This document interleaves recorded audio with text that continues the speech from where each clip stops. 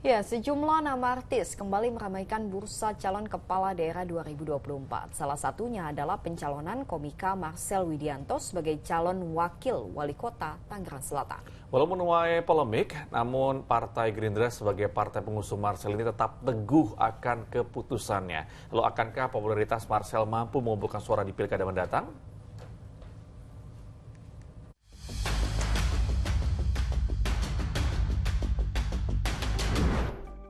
Nama Marcel Widianto kembali ramai jadi sorotan setelah ia diusung sebagai calon wakil wali kota Tangsel.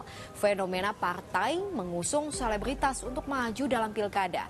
Masih relevankah popularitas dengan tingkat elektabilitas? Kita diskusi. Kritikan dari beberapa teman-teman juga gitu, dan bahkan netizen yang skeptis dengan apa yang saya udah lakukan di masa lalu saya gitu. Tapi dengan adanya Abang Arissa Patria itu bisa membuat saya bisa lebih pede lagi, karena memang saya bisa belajar. Karena memang beliau kan memang udah bergelut di dunia politik kan sudah lama gitu, dan itu saya bisa belajar dari dia bagaimana caranya biar saya bisa setidaknya memang jomplang ya, tapi saya bisa belajar biar bisa berubah dan akhirnya bisa jadi yang terbaik lah. Marcel Widianto namanya kembali jadi perbincangan publik setelah diusung Partai Gerindra sebagai calon wakil wali kota Tangsel mendampingi Ahmad Riza Patria. Awam di dunia politik dan sadar akan berbagai kritik. Ini yang dijanjikan Marcel apabila ia terpilih. Saya bakal bilang adalah tidak akan saya pernah mungkin sepeser pun untuk mengambil APBD, teman-teman. Jadi itu yang saya jaga. Meski Marcel yang sebagai komika seringkali melemparkan candaan, namun keikutsertaannya dalam pilkada tahun ini jelas bukan bercanda semata. Partai Gerindra mengaku sudah hitung-hitungan yang sangat matang untuk memajukan Riza dan juga Marcel. Karena itu khusus untuk Tangsel, kita juga sudah hitung, kita sudah kemudian lakukan observasi, dan kita punya strategi yang nanti kita akan jalankan di Pilkada Tangsel. Nah, jadi pertanyaan untuk apakah menang atau kalah, ya kan kita akan berusaha maksimal untuk kemudian memenangkan Pilkada. Udah ada yang positif mau mengusung juga nggak nih, Bang, dari komunikasi yang dijalankan? Bukan cuma itu, bukan cuma komunikasi. Kita sudah pegang beberapa rekomendasi dari partai politik. Siapa aja dari Kim? Atau dari luar Kim? Ada dari Kim, ada dari luar Kim. Sementara yang lain masih kita komunikasikan. Kalau melihat syarat-syaratnya dalam Undang-Undang Pilkada nomor 10 tahun 2016, Marcel Widianto jelas memenuhi syarat. Lalu bagaimana dengan rekam jejaknya? Marcel Widianto memulai karirnya sebagai seorang komika. Ia juga mengikuti kompetisi stand-up komedi dan sukses menjadi finalis. Di media sosial dengan jumlah pengikut 1,4 juta, ia aktif membagikan konten-konten yang menghibur. Karirnya juga merambah ke dunia film.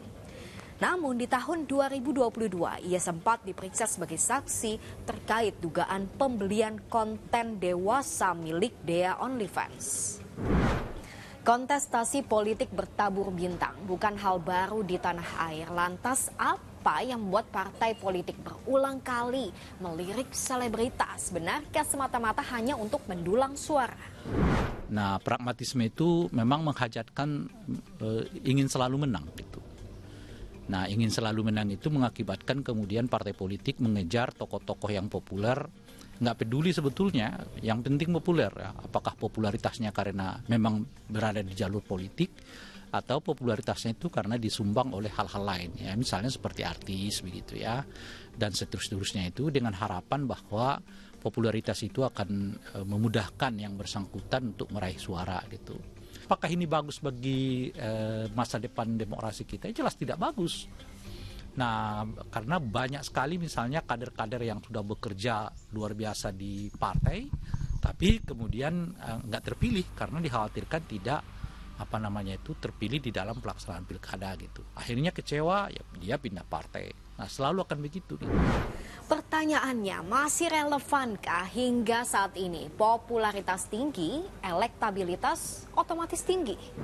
Di sini kita bisa melihat bahwa nominasi calon kepala daerah yang itu hanya didorong karena faktor keterkenalan sebagai seorang selebriti atau mungkin sebagai tokoh public figure lain itu tidaklah menjamin akan terkonversi menjadi semacam elektabilitas. Karena dua hal ini yang suatu yang sangat berbeda satu sama lain. Popularitas mungkin itu hanya didorong karena intensitas tampil di media, atau mungkin karena yang bersangkutan memiliki followers atau subscriber yang banyak sehingga memiliki jumlah pengikut atau fans yang banyak. Namun ketika itu dikonversi dalam elektabilitas, itu sesuatu yang sangat berbeda karena di sini kita bicara ruang elektabilitasnya lebih kecil, lebih mikro daripada popularitas yang itu memang lintas batas karena ada pengaruh sosial media. Jadi dalam berbagai riset ini menunjukkan bahwa elektabilitas yang ada di level daerah, terutama dalam pilkada itu lebih didorong karena kedekatan emosional, entah itu kedekatan emosional karena berbasis identitas, kedekatan emosional karena berbasis hubungan darah, atau mungkin hubungan emosional karena berbasis kekerabatan. Itulah yang menjadi faktor penting dalam pembentuk elektabilitas yang ada di level pilkada. Terlepas dari berbagai pro dan kontranya, Gerindra sebagai partai pengusung mengaku optimistis mengusung pasangan Ahmad Riza Patria dan Marcel Widianto. Pak Riza Patria, kita tahu rekam jejak beliau di sini 2 periode, kemudian Wagub, sebelumnya juga sebagai aktivis di berbagai organisasi, ya bagus ya. Pak Marcel juga seorang seniman, ya kita nggak boleh memandang remeh seniman ini, apalagi juga beliau komika yang kerap kritis. Ya, kalau orang kritis terhadap pemerintah itu kan dia tahu hal-hal apa yang perlu diperbaiki ketika memegang kekuasaan. Nah, sebagai warga negara pasti punya banyak pertimbangan untuk memilih siapa kepala daerahnya. Sebagai guideline, KPK pernah merilis ini, kriteria calon kepala daerah berintegritas. Di antaranya, gak pernah terlibat dalam tindak pidana korupsi, tidak melakukan politik uang, patuh melaporkan LHKPN dan menolak gratifikasi, menghindari konflik kepentingan seperti kolusi dan nepotisme, bergaya hidup sederhana, melayani dan selesai dengan dirinya, berani dan bertanggung jawab dalam setiap keputusan demi tegaknya integritas. Intinya sih, jangan sampai cuma milih berdasarkan feeling atau terkenal semata tanpa paham rekam jejaknya. Siapapun calonnya dan apapun latar belakangnya, penentuan ada di tangan saya dan Anda, pemilihnya. Gimana menurut Anda? Kita lanjut diskusi di kolom komentar.